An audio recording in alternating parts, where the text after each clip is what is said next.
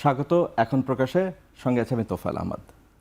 আজ আমাদের অতিথি প্রধানমন্ত্রী তারেক রহমানের পলিসি অ্যান্ড স্ট্র্যাটেজি উপদেষ্টা ডক্টর জাহিদুর রহমান। মূল আলোচনায় যারা আরেকটু উপক্রমণিকা আছে, সেটা হচ্ছে যে এই নতুন দায়িত্বের পাশাপাশি তিনি তথ্য ও সম্প্রচার এবং সংস্কৃতি বিষয়ক মন্ত্রণালয়ের উপদেষ্টার দায়িত্বও আছেন। গণমাধ্যমে অত্যন্ত জনপ্রিয় রাজনৈতিক বিশ্লেষক ছিলেন তিনি। তার বাগ্মিতা অনেকেই পছন্দ করেন। যেহেতু আজকে তাকে পাওয়া গেছে, তাই আজকের আলোচনায় ধরাবাঁধা কোনো বিষয় নেই, অনেকটা উন্মুক্তই বলা চলে। ডক্টর জাহিদুর রহমান, আপনাকে স্বাগত এখন প্রকাশের এই আয়োজনে যোগ দেওয়ার জন্য। ধন্যবাদ আমাকে ডাকার জন্য। আজ আমরা আপনাকে যে ভিন্ন পরিচয় দেখতে পাচ্ছি, বিভিন্ন আলোচনায় এসছে, আপনিও বলেছেন তারপরও যে একটা সময় সরকারকে অনেক সমালোচনা করেছেন, পরামর্শ দিয়েছেন। এখন সরকারের ভেতরে থেকে সরকারকে কিভাবে দেখছেন, আমলাতন্ত্র কিভাবে অনুধাবন করছেন? ধন্যবাদ। সরকার আসলে একটা জটিল ব্যাপার, বেশ জটিল ব্যাপার। এটা শুধুমাত্র আমলাতন্ত্র না, আমলাতন্ত্রের দিকে যাব, ওইটাও একটা সরকার। পলিটিক্যাল যে সরকার আছে সেটাও নতুন দায়িত্বে এসছে, সেটা দায়িত্বে আসার পরই ব্যাপারগুলো তাদের নিজেদের মধ্যকার ডিনামিক্স তৈরি হওয়ার প্রশ্ন আছে। এই পলিটিক্যাল অংশের কথা বলছি। তারপর তাদেরকে ইন্টারাক্ট করতে হবে আমলাতন্ত্রের সাথে। আমলাতন্ত্রের বিরুদ্ধে আমাদের অনেকের অনেক রকম অভিযোগ আছে, ছিল, কিন্তু আমলাতন্ত্র নিয়েই আমাদের কাজ করতে হবে। আমাদের অদক্ষতার অভিযোগ আছে, অসততার অভিযোগ আছে। কিন্তু তার চাইতে ভয়ঙ্কর যে ঘটনাটা ঘটেছে আমি মনে করি, গত 15 বছরের যে স্বৈরাচারী শাসন ব্যবস্থা, সেই সময়টাতে আমলাতন্ত্র কি করতে হবে, এই বোধটাই পাল্টে গেছে। এটা আমার কাছে সবচেয়ে বড় চ্যালেঞ্জ মনে হয়। আমরাদেরকেও যে পুরো শতভাগ দায়ী করে ফেলবো তা না। ওই সিস্টেমে আপনি যদি থাকতাম, যে সরকারটা ক্ষমতায় আছে, সে সরকার যেভাবে আমলাতন্ত্রকে দেখতে চায়, যেভাবে ব্যবহার করতে চায়, করতে করতে ওভার দ্য ইয়ার্স তাদের নিজের সম্পর্কে একটা মিসপারসেপশনই বলবো, এটা সঠিক পারসেপশন না, কিন্তু মিসপারসেপশন তৈরি হয়েছে। এই প্রবণতা সবার বলছি না, অনেকেরই থাকার সম্ভাবনা তৈরি হয়েছে। তো সেখান থেকে আসলে এই যে নতুন একটা সরকার, এই সরকারের সাথে গত 15 বছরের সরকারের একটা ফান্ডামেন্টাল পার্থক্য আছে। বহুদিন পর, বহু বছর পর একটা নির্বাচিত সরকার, জনগণের ভোটে ম্যান্ডেট প্রাপ্ত সরকার দায়িত্বে এসছে। তো সেই সরকারের সাথেও কিভাবে ইন্টারাক্ট করতে হবে, সেটা আমলাতন্ত্রের দিক থেকেও একটা চ্যালেঞ্জ, মানে সেটা পারস্পরিক ব্যাপার বলছি আমি। সো এটা একটু সময় লাগবে, কিন্তু আমি বিশ্বাস করি এটা সময়ের সাথে ঠিক হয়ে আসবে। কারণ এই বাস্তবতা দুই পক্ষকেই বুঝতে হবে, মানে পলিটিক্যাল সরকারের অংশকে বুঝতে হবে আমলাতন্ত্র ছাড়া রাষ্ট্র পরিচালনা সম্ভব না। আবার আমলাতন্ত্রকে বুঝতে হবে জনগণের ম্যান্ডেট প্রাপ্ত একটা সরকার, সে জনগণের কাছে জবাবদিহি করতে হবে। তার অনেকগুলো ম্যানিফেস্টো আছে, সেই ম্যানিফেস্টোগুলো ফুলফিল করতে না পারলে জনগণ তাদেরকে চার্জ করবে, এমনকি ভবিষ্যতের নির্বাচনে সেটার প্রভাব পড়তে পারে। সব কিছু মিলে তাকে ওই বাস্তবতা বুঝে ইন্টারাক্ট করতে হবে। সরকারের প্রতিমন্ত্রী, মন্ত্রী এবং অন্যান্য যে সাংসদ বা সংসদ সদস্য আছেন, তাদের একভাবে জনগণ দেখতে অভ্যস্ত, এবং যারা বিএনপির আনুষ্ঠানিকভাবে বিএনপির রাজনীতি করেনি কিন্তু বিএনপি সরকারের সাথে আছে, তাদের মানুষ একই পাল্লায় মাপে তা নয়। তো সেই জায়গা থেকে জনমানুষের একটা প্রত্যাশা আছে যে এই সব সিভিল সোসাইটির মুখগুলো সরকারকে সঠিক পথে রাখতে সাহায্য করবে। সরকারকে পরামর্শের পাশাপাশি আপনাকে আগে যে ভূমিকায় দেখা গেছে, সেই জায়গা থেকে আপনি জনগণের প্রত্যাশা কিভাবে পূরণ করবেন সরকারকে সঠিক পথে রাখার? একটা হচ্ছে, মানে আপনি শুরুতে যেটা বললেন, আমি একটু একটা দ্বিমত করব, যে অনেকে মনে করছেন যে পলিটিক্যাল যে মানুষরা আছেন, যারা ধরলাম যে একেবারে দীর্ঘদিন থেকে বিএনপি করেন, এমপি হয়েছেন, মন্ত্রী প্রতিমন্ত্রী হয়েছেন, তাদের কাছ থেকে সরকার সবসময় সঠিক কথা শুনবে না। আমার এই কথাটা আবার সঠিক মনে হয় না। কেন সঠিক মনে হয় সেটা বলি। একটা নির্বাচিত সরকার, আমি বারবার নির্বাচনকে, মানে আমি আমার অ্যাক্টিভিজমের এন্টায়ার সময়টাতে আমি বারবার নির্বাচন করতাম। মানে এই কারণে করতাম যে এটা নিয়ে যথেষ্ট স্টাডি আছে যে একটা নির্বাচন যখন থাকে তখন চাইলেও সরকার খুব বেশি উল্টোপাল্টা করে ফেলতে পারবে না। সো যদি মন্ত্রী পরিষদ ভুল করে থাকে, এমপিরা হয়তো পার্লামেন্টে খুব জোর গলায় সেটা নাও বলতে পারেন, কিন্তু কোনো না কোনো ফর্মে সরকারকে এই তথ্য তারা দেবেন, দল করলেও, যে এটার জন্য আমাদের বদনাম হয়ে যাচ্ছে, এটার জন্য আমরা জবাবদিহিতার শিকার হচ্ছি। আর আমার জায়গা থেকে আমি যেটা চেষ্টা করব, হয়তো পাবলিকলি সরকারের সমস্যাগুলো নিয়ে অত্যন্ত টাফ ভাষায় প্রতিটা ইস্যু নিয়ে কথা বলবো না, এটা আমি বলছি। আবার আমি কিছুই স্বীকার করব না, আমি সেটাও মনে করি না। একটা সরকার নিখুঁত হতে পারে না, একটা সরকারের ভুল হয়, একটা সরকার কোনো না কোনো সংকটের মধ্য দিয়ে যেতে হয়, এবং অনেক সংকটে সরকার সঠিকভাবে রেসপন্ড নাও করতে পারে। মানে ভুল হয় না ফেরেশতা আর শয়তানের, মানে মানুষের ভুল হবেই। এবং স্বৈরাচারী শাসকগুলো তো শয়তানের পর্যায়ে, তাই তাদের কোনো ভুল হতো না বা ভুল তারা স্বীকার করতো না। কিন্তু সব কিছু নিয়ে যদি পাবলিকলি নাও বলি, অন্তত সরকারের যে জায়গায় আছি, মানে প্রধানমন্ত্রীর একজন অ্যাডভাইজার আমি, আমার জায়গা থেকে আমি আমার যে জায়গাগুলো আছে সেই জায়গাগুলো নিয়ে কথা বলবো, এবং এর বাইরেও বলা যাবে, কেন বলা যাবে না। মন্ত্রী পরিষদ যখন আমরা বসি না, কিন্তু ক্যাবিনেট যখন মিটিংয়ে বসে, প্রত্যেকে অন্যান্যদের মন্ত্রণালয় নিয়েও কথা বলে, মন্তব্য করে। সো সেই চেষ্টা আমার অবশ্যই থাকবে। ইনফ্যাক্ট আমি সরকারে যেতে চেয়েছি তো মূলত এই কাজেই। আচ্ছা, সমালোচকদের মধ্যে একটি কথা চালু আছে যে বিএনপি যখন সরকার আসে প্রবল জনপ্রিয়তা নিয়ে এবং বিপুল জনপ্রত্যাশার চাপ নিয়ে ক্ষমতা আসে, কিন্তু যখন সরকার থেকে যায় তখন খুব করুণভাবে বিদায় নিয়েছে, আমরা অতীতে তাই দেখেছি। সেই জায়গা থেকে আত্মসমালোচনার মাধ্যমে এগিয়ে যাওয়া এবং 1991 এবং 2001 সালে যে বিএনপি সরকার ছিল, সেই জায়গায় থেকে বর্তমান বিএনপি সরকার কোথায় আলাদা, কোথায় ব্যতিক্রম? আমি একটা জায়গায় খুব সিরিয়াস ব্যতিক্রম দেখি, সেটা হচ্ছে একটা দেশের গণতান্ত্রিক প্রসেস যখন ইভলভ করতে থাকে, প্রত্যেকটা দল শেখে, প্রত্যেকটা ব্যক্তি শেখে। আমরা এই পুরো জার্নি, এটা শুধুমাত্র বিএনপির কথা বলছি না, এই সময়ের মধ্যে অন্য রাজনৈতিক দল ক্ষমতায় এসছে, অন্য গোষ্ঠী ক্ষমতায় এসছে, 1-11 বলি বা আমাদের অন্তর্বর্তী সরকার যেটা রাজনৈতিক সরকার না। সো এই যে পুরো জার্নি, এই জার্নির মধ্যে আসলে দেখবেন আপনি যে ভুল ভ্রান্তি সমস্যা যা যা করেছে সেগুলো থেকে মানে এই বর্তমান সরকার যে শিখেছে আপনি বুঝবেন। আমি একটা প্রমাণ দিই আপনাকে। খুব দ্রুত, খুব বেসিক যেই নির্বাচনী প্রতিশ্রুতিগুলো বিএনপি নির্বাচনের আগে দিয়েছিল, সরকার গঠন হওয়ার 1 মাস 1.5 মাসের মধ্যে সবগুলোতে একদম নিশ্চিতভাবে মানে মানুষকে দেখাতে হবে আমরা এটা করছি। আপনারা নিশ্চয়ই জানেন যে পয়লা বৈশাখ কৃষক কার্ডও কৃষকদেরকে দেয়া শুরু হবে। তো সেটা কিন্তু ছাড় নেই। ফ্যামিলি কার্ডের কথা তো এসছেই, ইমাম মুয়াজ্জিনদের ভাতা, মানে রিভিল করার চেষ্টা আছে, খালখলন কর্মসূচি শুরু হয়ে গেছে। তো ডিফারেন্স হচ্ছে এটা যে এই সরকারটা খেয়াল করবেন, যেহেতু সে গণতান্ত্রিকভাবে নির্বাচিত এবং সে গণতান্ত্রিকভাবে আবার নির্বাচিত হতে চায়, সেজন্য যে মানুষই যে তার কেন্দ্রে থাকবে, মানুষই যে তার সেন্টার পয়েন্ট, সেখানে আপনি সেটার সাথে রিলেট করে এই কাজ করবেন। এই একটা বড় পরিবর্তন আমি দেখছি। সরকার বয়স এখনো 2 মাস হয়নি, ইতিমধ্যেই বিরোধী দল সরকার বিরুদ্ধে বিশ্বাস ভঙ্গের একটা অভিযোগ এনেছেন সংসদে এবং তারা ওয়াকআউটও করেছেন, রাজপথে গিয়েছেন। তো এই যে এত স্বল্প সময়ের মধ্যেই যে বিরোধী দল যে অভিযোগ করলো সরকারের বিরুদ্ধে, এটা আসলে কি বার্তা দেয় বলে আপনার মনে হয়? আমি খুব পজিটিভ বার্তা দেয় বলে মনে করি। পজিটিভ এই অর্থে, গণতান্ত্রিক ব্যবস্থায় বিরোধিতা, সমালোচনা এবং কখনো কখনো এক্সট্রিম মন্তব্যও থাকবে। একটা রেড লাইন আছে বলে আমি মনে করি। কেউ কেউ আবার এই সরকারের এই 2 মাসও হয়নি এর মধ্যে আওয়ামী লীগ সরকারের সাথে তুলনা করতে শুরু করেছেন এবং তার মতো করে তাকে টেনে হিচড়ে ফেলে দিতে হবে। এটা নিয়ে আমার সিরিয়াস আপত্তি আছে। বিশ্বাসভঙ্গের অভিযোগ করতে পারেন, তার ইন্টারপ্রিটেশন তার মতো। আবার আমি সরকারের জায়গা থেকে আমি ব্যাখ্যা করে দেখাতে পারি এগুলো বিশ্বাসভঙ্গ হয়নি। তিনি না মানতে পারেন, তিনি সেটা নিয়ে কথা বলবেন। ডেমোক্রেটিক রাজনীতি তাই, আমাদের সবার একমত হতে হবে না। সেটা নিয়ে তুমি মাঠে যেতে পারেন, মাঠে সমাবেশ করতে পারেন, জনগণকে জানাতে পারেন। কিন্তু গণতান্ত্রিক ব্যবস্থায় কোনো সরকার যদি বিশ্বাসঘাতকতা করেও, এভাবে বলছি তাত্ত্বিকভাবে, তর্কের খাতিরে, যে আপনি কতগুলো প্রতিশ্রুতি দিয়েছেন সেগুলো ভঙ্গ করেছেন, আমি আবারও বলছি ভঙ্গ করা হয়নি, কিন্তু ধরে নিলাম ভঙ্গ করেছেন, তখনও আপনি রাজনীতি করবেন এবং পরবর্তী নির্বাচনে জনগণকে বলবেন, দেখো এরা প্রতিশ্রুতি রক্ষা করে না, ওকে আর ভোট দিও না, আমাকে ভোট দাও। কিন্তু আপনি যদি আপনার দেয়া কোনো প্রতিশ্রুতি রক্ষা না করেন, তার জন্য বিরাট শক্তিশালী হাসিনার পতন করিয়ে দিয়েছি, তোমাকে পতন করা কোনো ব্যাপার না, ইত্যাদি ইত্যাদি, এগুলো না হওয়াই উচিত আর কি। বাট বাকি যেটা হচ্ছে, একটা ডেমোক্রেটিক সোসাইটি এমনই হওয়ার কথা। আমরা এনকারেজ করি তারা যাতে তাদের এই জিনিসগুলো করেন, তবে যেটা খুব জরুরি, সাবস্ট্যান্টিভ হওয়া উচিত। আপনি যা অভিযোগ করছেন সেটা যুক্তিতর্ক দিয়ে আপনি তথ্যের ভিত্তিতে সেটা করবেন। যেমন ধরুন, এই সরকার আর মানে বলা হচ্ছে যে গুম কমিশনের কোনো অধ্যাদেশ হবে না, গুম নিয়ে কোনো আইন হবে না, বাতিল করে দিয়েছে সুপ্রিম কোর্টের, এটা হবে না, ওটা হবে না। কথাগুলো একেবারেই ঠিক না। আপনি আসলে সত্য কথাটা বলুন কি হয়, সেটা বললে কাজ করাটাই বেটার। আমরা আমাদের জায়গা থেকে সত্যটাও বলার চেষ্টা করব। সো বিরোধী দলের কাছে আমাদের এক্সপেকটেশন হচ্ছে এটা, যে বাংলাদেশ একটা গণতান্ত্রিক ব্যবস্থায় গেছে, বাংলাদেশ বা সারা পৃথিবী এখন প্রচুর তথ্যের মধ্যে থাকে, তারা জনগণকে সঠিক তথ্যটা দিয়ে সমালোচনা করবে এবং সঠিক তথ্য দিয়ে সমালোচনা করলেও সরকারের সমালোচনা করার মতো জিনিস পাওয়া যাবে। বাংলাদেশে অনেক সংকট আছে। ধন্যবাদ। আমাদের একটা বিরতি নেওয়ার সময় আছে, বিরতির পর আমরা আরো আলোচনা করব। দর্শক, আমরা একটা বিরতিতে যাচ্ছি, ফিরে আসছি একটু পর।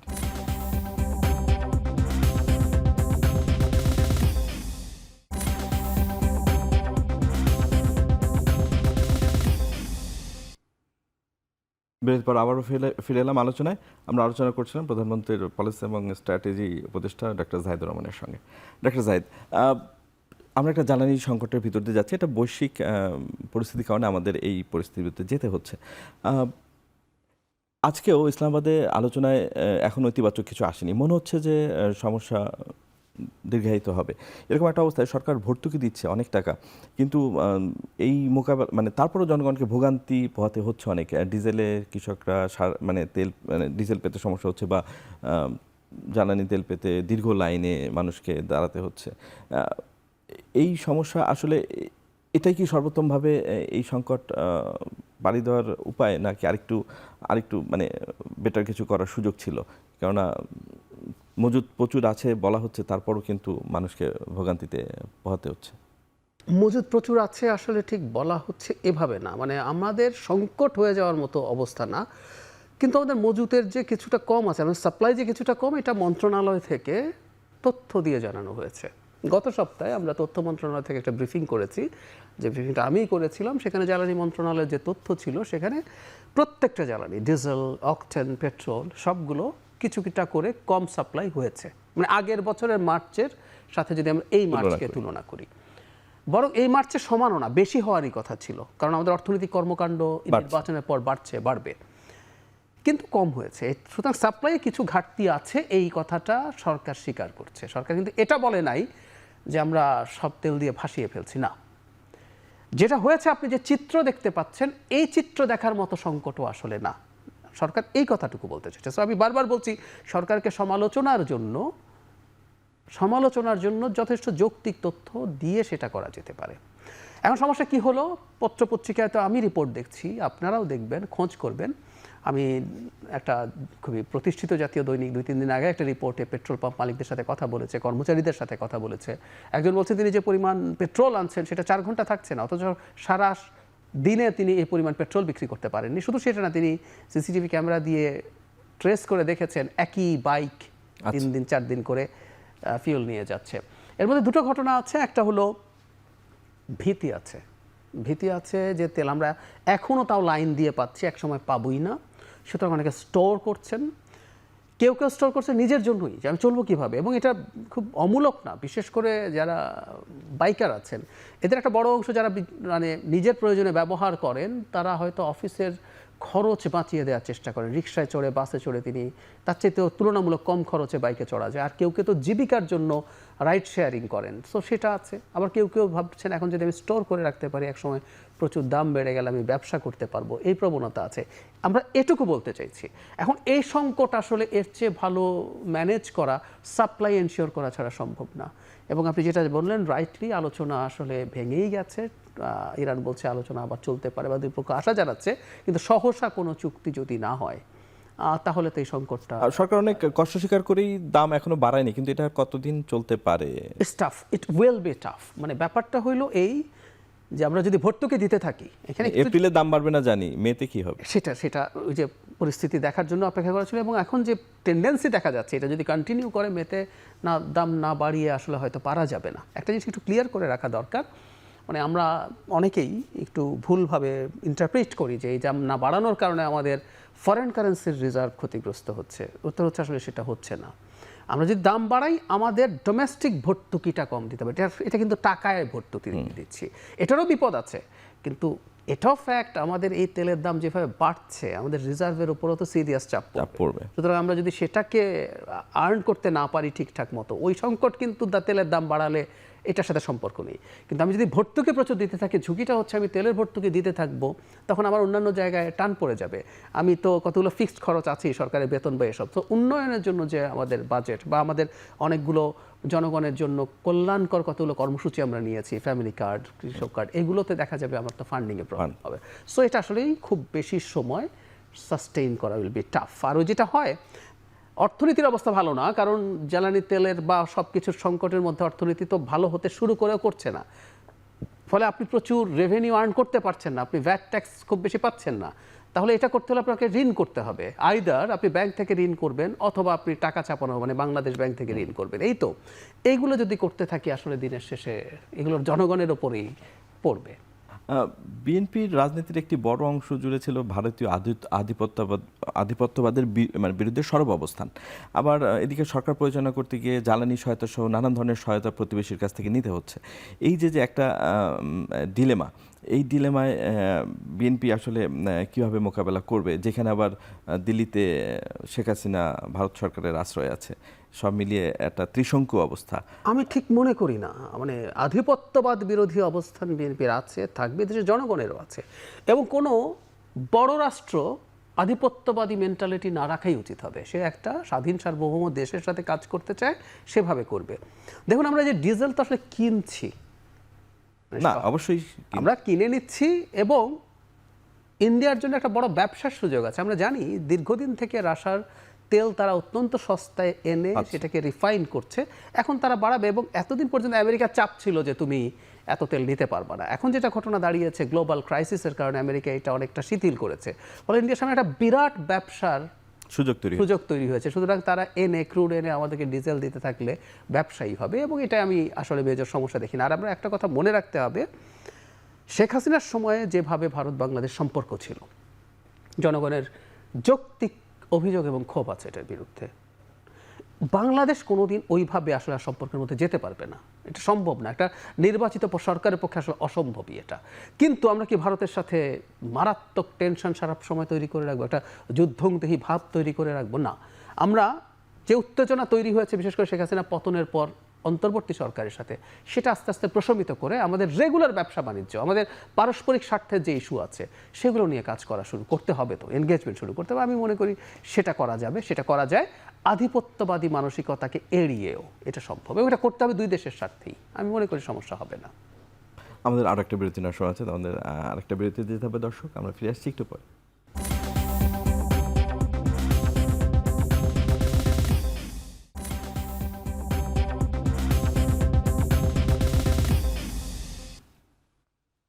বিরতি পর আবার ফিরলাম আজকের আলোচনায়।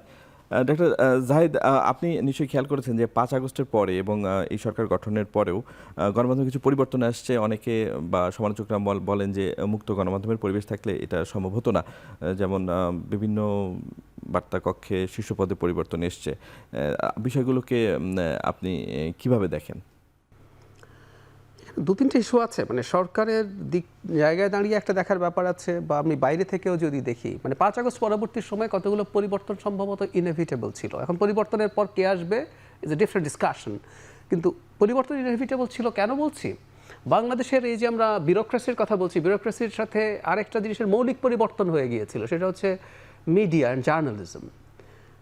মানে 15 বছর আমি প্রায়, কিন্তু এটা আমার কাছে খুব মানে মনের মধ্যে খুবই মানে টেনশন লাগে, যে তরুণ সদ্য পাশ করে জার্নালিস্ট হিসাবে যে কোনো, সেটা প্রিন্ট অথবা ইলেকট্রনিক মিডিয়ায় সে চাকরি শুরু করলো, সে যদি 2012, 13, 14 বা 14 পরে হয়, ধরুন 14 পরে হলো, তার এখন 12 বছর চাকরি হয়ে গেছে, সে একটা মিড পর্যায়ে চলে যাওয়ার মতো অবস্থা। কিন্তু সে জার্নালিজম বলে কি বুঝলো?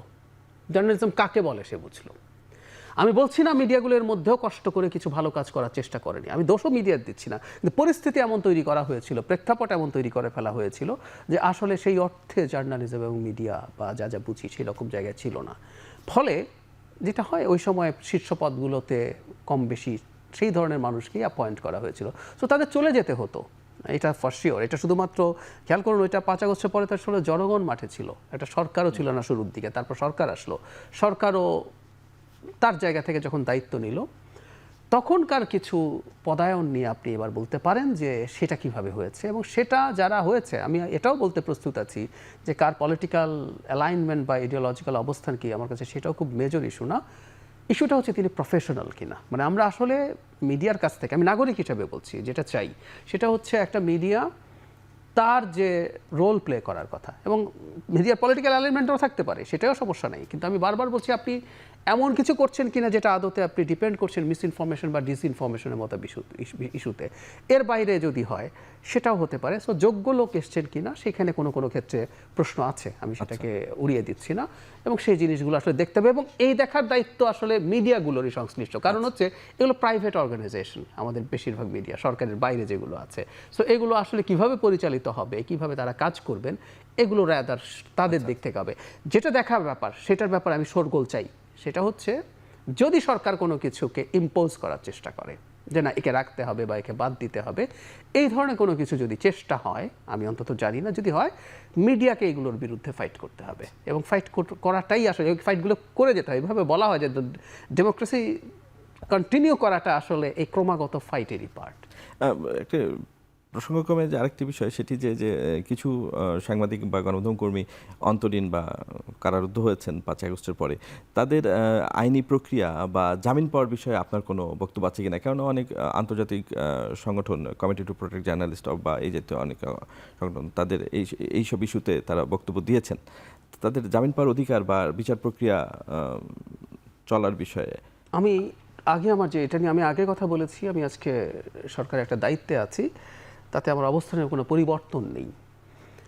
এনাদের সবাই মামলাগুলোর সুনির্দিষ্ট অগ্রগতি জানা যায় না, শুধু অগ্রগতিও তাদেরকে মানে হত্যা মামলা দেয়া হয়েছে। আমি এভাবে বলার চেষ্টা করি সবসময়, ওনাদের অনেকের অপরাধ আছে যেটা মানুষ হত্যার চাইতে খারাপ।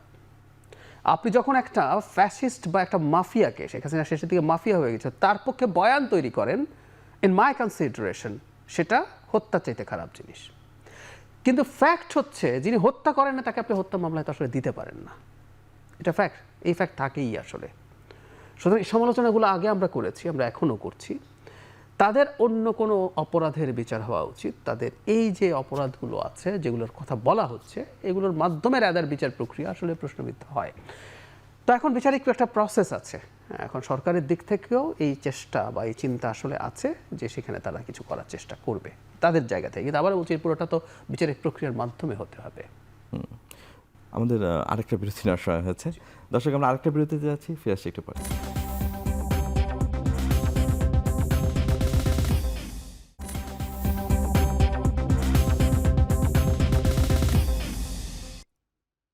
বৃহস্পতিবার আবারও ফিরলাম আজকের আলোচনায়।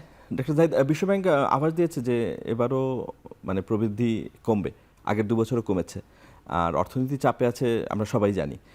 এমন বাস্তবতায় আসলে বিপর্যয় এড়াতে সরকার, যেহেতু বাজেটও দিতে হবে আর কিছুদিন পরই, সরকারের অর্থনৈতিক পরিকল্পনা কি আসলে এই বিপর্যয় কাটিয়ে ওঠার ক্ষেত্রে? আমরা যদি অর্থ বছর হিসাব করি, যে অর্থ বছরটা শেষ হতে যাচ্ছে জুনের 30 তারিখে, সেই অর্থ বছরে প্রবৃদ্ধি তো কম হচ্ছেই। পরবর্তী যে অর্থ বছর, আমি মনে করি না এর পরবর্তী অর্থ বছর থেকে প্রবৃদ্ধি আর কমবে। একটা সংকট আছে, আমাদের প্রবৃদ্ধি যত বেশি বাড়ার কথা ছিল, মানে দীর্ঘদিন পর কিন্তু বাংলাদেশে একটা স্বাভাবিক সরকার এসছে যেখানে ইনভেস্টমেন্ট বাড়বে। ইনভেস্টমেন্ট সবসময় একটা সেফ এবং সিকিওর একটা পরিবেশ চায়। একটা সময় ছিল লুটপাটের অর্থনীতি আওয়ামী লীগের সময়, তারপর একটা ইন্টারিম সরকার, যে সরকারটা অস্থায়ী হবে বাই নেচার, সেই সরকারটা ভালো চলে নাই, ভালো চললেও 1.5 বছর আয়ুর একটা সরকারের সময়, মানে আপনার যদি ব্যবসা থাকে আপনি ওই সরকারের সময় ব্যবসা বাড়াবেন না, এটা বেসিক। আপনি চিন্তা করুন নির্বাচনটা হোক, একটা দীর্ঘস্থায়ী স্টেবল সরকার আসুক। সো এই সময়ে কিন্তু এগুলো বাড়া অবধারিত ছিল, ফলে খুব ভালো একটা প্রবৃদ্ধি আমরা পেতাম, বা এখন মোটামুটি ভালো পাবো। জ্বালানি ইজ দ্য ক্রাইসিস। এখন আমি আমার ইনস্টিংক্ট থেকে বলছি, জ্বালানির এই ক্রাইসিস পৃথিবী খুব লম্বা সময় অ্যাফোর্ড করতে পারবে না। অনেকগুলো স্ট্র্যাটেজিক কারণে হয়তো চুক্তি না, কিন্তু যা ড্যামেজ করার তা তো করে দিয়ে যাচ্ছে, কিন্তু ওই যেটা হয় এখন বিপদটা অন্য জায়গায়। যা ড্যামেজ হয়েছে এগুলো যদি যুদ্ধ এখনো বন্ধ হয়, এই ইনফ্রাস্ট্রাকচার ঠিক হতে সময় লাগবে 1, 2, 3 বছর, হোয়াটএভার। কিন্তু একটা আনসার্টেন অবস্থা, যেটার জন্য জ্বালানি আসলে বেরোতেই পারবে না, সেই পরিস্থিতি কিন্তু প্রবলেম্যাটিক। আর আমরা মনে করছি যারা এখান থেকে, যেহেতু এই ইনফ্রাস্ট্রাকচার তৈরি হতে দেরি হবে, পৃথিবীতে আরও বিভিন্ন জায়গায় অসীম বা অনেক পরিমাণ সোর্স আছে যারা জ্বালানির মানে সাপ্লাই বাড়িয়ে দিতে পারে। আমেরিকা যদি রাশিয়ার উপর থেকে স্যাংশন তুলে নেয় তো অনেকটুকু শিথিল করে দিয়েছে। সো আমরা মনে করছি যে এই ইনফ্রাস্ট্রাকচার ঠিক হতেও তো সময় লাগবে, কিন্তু না, বিকল্প সোর্স থেকে জ্বালানি আসলে আসতে থাকবে। সংকটটা যদি কমে যায় আমরা খুব ভালো প্রবৃদ্ধি পাবো, আর যদি না পায় প্রবৃদ্ধি কম হবে। এবং এবং যেটা জরুরি কথা সেটা হচ্ছে মাঝে মাঝে আপনি সব কুল রক্ষা করতে পারবেন না, এটা হয় না। পৃথিবীতে এরকম একটা সংকট আছে, সেই সংকটের মাসুল সবাইকে দিতে হবে। সো আমরা এই প্রস্তুতিটা যেন রাখি, সরকারের চেষ্টা হবে এটা যতটুকু মিনিমাইজ করা যায়। এবং যেটা জরুরি কথা, যে ভালনারেবল গ্রুপ আছে, যে মানুষগুলোর সামর্থ্য কম, প্রান্তিক মানুষ, তাদেরকে যাতে অন্তত এই বিপদ থেকে রক্ষা করা যায়। আমরা দেখলাম যে প্রধানমন্ত্রী তারেক রহমান বেশ স্বল্পভাষী এবং তার বেশ কিছু সিদ্ধান্ত সাধুবাদ পেয়েছে এবং বেশি কথা বলার কুফল বা ক্ষতিকর দিককে আমরা আগের রেজিমে দেখেছি। সেই জায়গা থেকে আসলে প্রধানমন্ত্রীকে একটা ভিন্ন ধারার সংস্কৃতি তৈরি করতে চাচ্ছেন। আমরা দেখেছি যে বিভিন্ন সামাজিক অনুষ্ঠানে তার যাওয়া, সিনেমা দেখা, নাটক দেখা। মানে উনি একজন স্বর্গ থেকে নেমে আসা দেবদূত নন, উনি একজন মানুষ, তার একটা পরিবার আছে, তার স্ত্রী আছে, তার স্ত্রী নামার সময় তার হাত ধরে নামেন, তার একটা কন্যা আছে, তাদেরকে নিয়ে সিনেমা দেখতে যান, নাটক দেখতে যান। এটাই হলো খুব স্বাভাবিক একটা মানুষ, মানে উনি একজন মানুষ। কিন্তু আমরা অতীতে এগুলো দেখি নাই, একদম তাই। সো উনি এটাই পোর্ট্রে করছেন। কথা উনি খুবই পরিমিতভাবে বলেন, উনি কথা বেশিও বলে থাকলেও সমস্যা ছিল না, কিন্তু যে জায়গাটা আমি অ্যাড্রেস করতে চাই, উনি কিন্তু কাজের মানুষ। আমি ওনার সাথে মিনিস্ট্রি বা অন্যান্য পলিসির কিছু মিটিংয়ে যখন বসেছি, উনি প্রেসাইজলি কাজ চান, আমি দেখেছি এটা। আমাদের হয় না মাঝে মাঝে এর বাইরে আমরা কেউ কিছু বলতে গেছি, উনি থামাচ্ছেন, উনি থামিয়ে পিন পয়েন্ট করছেন যে আপনি এটা বলুন, এটা কতটুকু কী হয়েছে, এই তারিখে আপনি কী নিয়ে আসবেন। সো আমি মনে করি যে ওনার এই যে কাজ করিয়ে নেওয়া, প্রাইম মিনিস্টার হিসাবে তো ওনার কাজ হচ্ছে আসলে কিছু মানুষকে সিলেক্ট করা যারা কাজগুলো করবে, আর তাদেরকে রেগুলারলি মনিটরিংয়ে রেখে তিনি কি করছেন সেই ফিডব্যাক বা সেই আউটপুটটা নেওয়া, তাই তো? এবং উনি সেটা করছেন। উনি কথা কেমন বলছেন, ওনার অন্য যা যা আছে এগুলো খুব সুন্দর। উনি স্বর্গ থেকে নেমে আসা মানুষ, যিনি 1 ঘন্টা ধরে 0.5 ঘন্টা ধরে রাস্তা ব্লক করে 25, 30, 40টা গাড়ির বহন নিয়ে যাবেন, উনি ওগুলো বন্ধ করেছেন। এরকম অনেক কিছু চারপাশে যা ঘটছে সেগুলোর ব্যাপারে তিনি কতটা সংবেদনশীল, মানে তথ্যগুলো নেওয়ার ব্যাপারে তার উপদেষ্টাদের কাছ থেকে বা গণমাধ্যমের কাছ থেকে? উনি খুবই সংবেদনশীল, কারণ আমি কিছু কিছু ইস্যুতে যখন কথা বলতে গেছি আমি দেখলাম উনি জানেন এবং সেগুলোর জন্য ইনস্ট্যান্টলি ওনার এই জিনিসটা খুব ইন্টারেস্টিং, উনি খুব প্রম্পট ডিসিশন দেন। তো এই জিনিসগুলো আছে, উনি এগুলো করছেন। আর একটা কথা ওই যে আগেও বলেছি, আমাদের মতো দেশে সর্বোচ্চ চেষ্টা করার পরও এত সিস্টেমের বাইরে একটা দেশ, মানে আপনি তো একটা ভালো দেশ কখন হয়, সে যখন সিস্টেম সব কিছু রান করতে পারে। আমাদের সিস্টেম ভালো ছিল না, আর ঘুরে ফিরে কেন যেন শেখ হাসিনার কথা আসবেই, এটা কিছু করার নেই। এই সিস্টেমটা আরও ডিসরাপ্টেড হয়ে গেছে, ভেঙে দেওয়া হয়েছে গত এই 15 বছরে। So challenge is so high, সর্বোচ্চ চেষ্টার পরও কিছু ভুলভ্রান্তি হয়, কিছু জিনিসের প্রতি মনোযোগ কম দেওয়া হয়। এই সরকার একটা মানুষের মতো আর কি, মানে ভুল করে মানবিক সরকার এই অর্থে যে ভুল করে এই সরকারের যা করার কথা কোনো কিছু না করা হয়ে ওঠে। কিন্তু আমি প্রায় বলি যে এটা আমরা স্বীকার করার গাটস রাখি এবং এই সরকার সেগুলো শুধরে নেওয়ার চেষ্টা করবে। ধন্যবাদ ডক্টর জাহিদুর রহমান আমাদের এই আলোচনায় আমাদের সময় দেওয়ার জন্য। দর্শক, আমাদের অনুষ্ঠান আমরা এখানেই শেষ করছি। আবারও দেখা হবে সাময়িক বিষয় নিয়ে। ভালো থাকবেন, শুভরাত্রি।